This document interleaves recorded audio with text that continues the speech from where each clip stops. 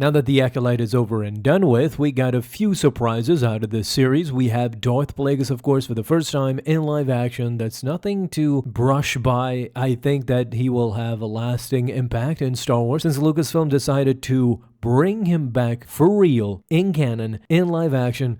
Then I'm guessing that they have a lot bigger plans for this character, other than just a quick preview in a dark cave. But what you have to remember also is that Mother Coral is alive too. She disappeared, never to be heard from again. We didn't see her even in the finale, even when they went back to Brandok. And I'm guessing that all of this has definitely something to do with what Dave Filoni is working on in the future. I'm not saying Darth Plagueis could appear, but Mother Coral being a Zabrak, a witch also connected to the witches of Dathomir for sure, because she is a Zabrak, there might be a connection there with the Night Mothers that are accompanying Thrawn and are going directly for Dathomir. Don't forget that the last episode of the Ahsoka series in Season 1 featured Thrawn not only getting back to the galaxy, but going for Dathomir, so who knows what's waiting for them there. Ahsoka will soon be back in the main galaxy too in Season 2 whenever the release date is presented for that. We know that she has the Force Ghost of Anakin Skywalker perhaps helping her, and also let's not forget Baylan, who is going to unlock something very, very mysterious that might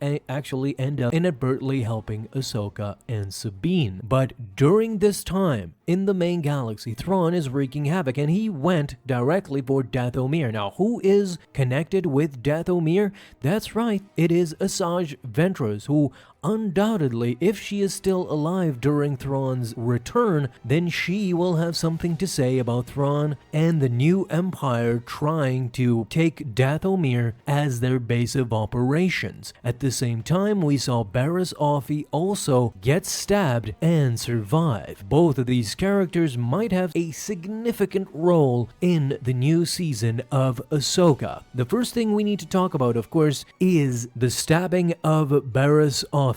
Yes, for sure, this has become cliche in a way, and what you should understand, however, is that this varies a lot from the other cases, and this is what we're going to talk about in this video, because I want to show you guys it isn't so cut and dry. It isn't like, for example, Sabine, who rightfully so, I know you guys were mad at that, and rightfully so, I completely understand. Sabine is nobody really special. Outside of her family and her royalty and whatever the case, it doesn't make her special like Barriss Offee is special in that she trained in the Force. She was a Jedi, and they had pretty much the same stab. If you look at their stabbing side by side, they had a stab in the kidney, sorta, like the side of the stomach.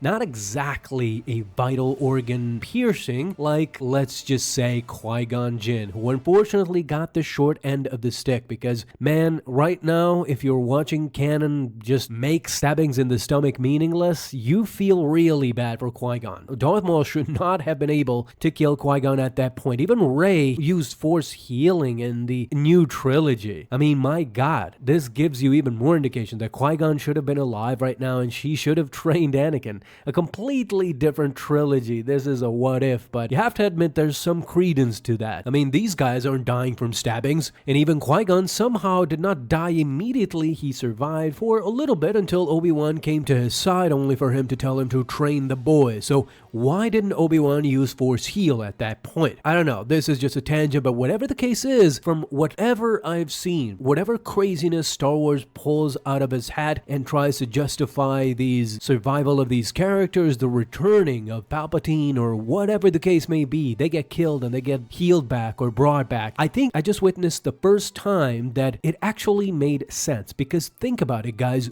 Barriss Offee, in her third episode, what does she go by? What is she known by? She's called the Healer. The episode opens up on a snowy planet. It's desolate. It's pretty much a snowy desert. You can't see anything until one of Barriss's friends comes out of the ground and he leads them to the Healer, leads the father and the mother who have a child in need, where in the end, of course, we realize that this child is not sick. She has a high midichlorian count and perhaps force sensitive. At first, we don't know what's going on, of course, once they call her the healer, and we don't even know for sure that it's Barriss Offee. Of course, we know it's going to end up being her, but it isn't until we see her inside that hut that we realize she has become sort of a Yoda character. She is alone on a desolate planet, and she has become completely in tune with the Force. When Lin comes in, she doesn't even have a lightsaber. Barriss doesn't even fight.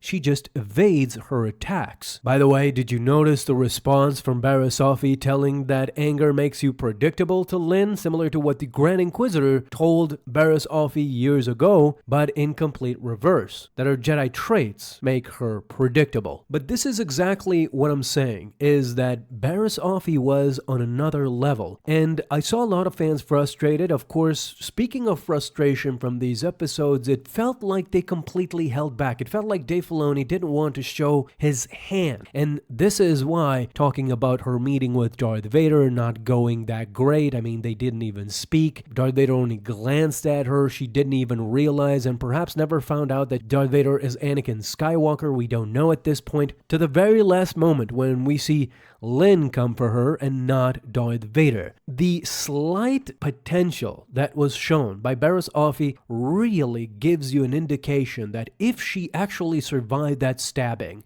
and I think she did, we got a hint that she did, but you know, it's Star Wars, but if she survived, it gives you just a hint. And Dave Filoni might have done this on purpose, of course, but again, we were expecting a lot more. Now, what can we expect from Barriss Offee in Ahsoka Season 2? Presumably if Ahsoka and her meet up in live action. This is where you should be really clamoring to see Barriss Offee, because by the hints we got in the third episode, how powerful Barriss Offee has become, it's just mind-boggling. And she is not at the point of a Jedi Knight or a Jedi Master or anything like that. She is completely in tune with the Force. Back in the day in Legends, we used to call these guys Jedi Sentinels, because the Jedi Sentinels were completely focused on Force acuity, more so than swordsmanship or dueling or whatever the case may be. This shows you that Barriss Offee is no joke, and when her being stabbed does not lead to death, well, I think this is the first time we can actually excuse this. It actually makes sense for the healer to not be killed by a simple stabbing to the side of the stomach. Again, not a vital organ, but the side of the stomach. Okay, I guess they could have handled it a different way. I'm pretty much sure that could have been done, but again, Dave Filoni might have just wanted to show us how great Barriss Offee is at this point, that she could survive a stabbing to the stomach also. And she recognized the conflict within Lin. It was very much a Luke Vader moment, where Barriss Offee sacrificed herself just to save Lin at that moment, and she did. Through her sacrificing herself, probably not getting completely killed because Lin in the end saved her, but she was ready to die for Lin to go back to the light, and she did. And she got her out of that maze and perhaps got her help, or the healer doesn't need help because she probably healed herself. There's a lot of possibilities this story could go, but in the end, I think what it's gonna happen is that Barriss and Lin are now gonna team up, and in the end, we're gonna see her in Ahsoka Season 2, and perhaps the Mandalorian movie, which would be even more spectacular and great. I sometimes understand the frustration of many fans. There's a lot of fans who love this, there's a lot of fans who don't love it, but in the end, you have to realize that what the canon wants to do is just to grow, and we have a lot of characters at this moment. Whatever you want to say, whether you don't like the storylines or do, there's a lot of characters in play, and there's a lot of storylines to be told also. Canon has expanded by this point 10 years later to be a gigantic behemoth, and you can do an animated show or a movie about pretty much many characters, all of the characters that are going on right now that are popular. And I know some of you didn't enjoy her surviving the stabbing. We want Qui-Gon back, damn it. Tell me all your thoughts down below, guys, and thank you so much for watching.